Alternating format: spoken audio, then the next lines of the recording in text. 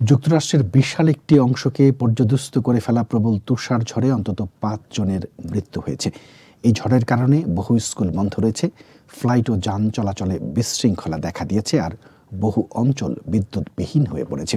এই পরিস্থিতিতে ৭টি state Maryland, Virginia, West Virginia, Kansas, Missouri, Kentucky ও আরকানসাসে জরুরি অবস্থা ঘোষণা করা হয়েছে। উত্তর মেরু অঞ্চলের চারপাশে ঘুরপাক খেতে থাকা চরম শীতল ঘূর্ণিবার্তা থেকে তৈরি হওয়া এই চরম আবহাওয়া পরিস্থিতির কারণে অন্তত ২৩০০ ফ্লাইট বাতিল হয়েছে। আরও প্রায় ৯,০০০ ছাড়তে বিলম্ব হয়েছে।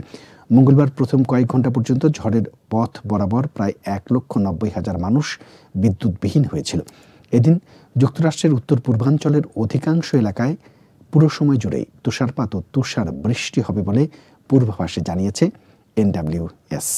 রাজধানী ওয়াশিংটন ডিসিতে ১৩ থেকে ২৩ সেন্টিমিটার পর্যন্ত তুষারপাত হয়েছে, আর নিকটবর্তী মেরিল্যান্ড ও ভার্জিনিয়ায় ৩০ সেন্টিমিটার পর্যন্ত তুষারপাত হয়েছে। মঙ্গলবার প্রথম কয়েক ঘন্টা পর্যন্ত ওয়াশিংটন ডিসিতে আবহাওয়া জরুরি অবস্থা জারি ছিল। মেরিল্যান্ড ও ক্যানসাসে শীতের ছুটির পর সোমবার স্কুল খোলার কথা ছিল, কিন্তু বিরূপ আবহাওয়ার কারণে আর খোলেনি। যুক্তরাষ্ট্রের অন্য অংশগুলোতে তুষার ঝড়ের কারণে রাস্তাগুলোর পরিস্থিতি বিপজ্জনক হয়ে আছে। ক্যানসাস সিটি এবার ৩২ বছরের মধ্যে সবচেয়ে বেশি তুষারপাত হতে দেখেছে।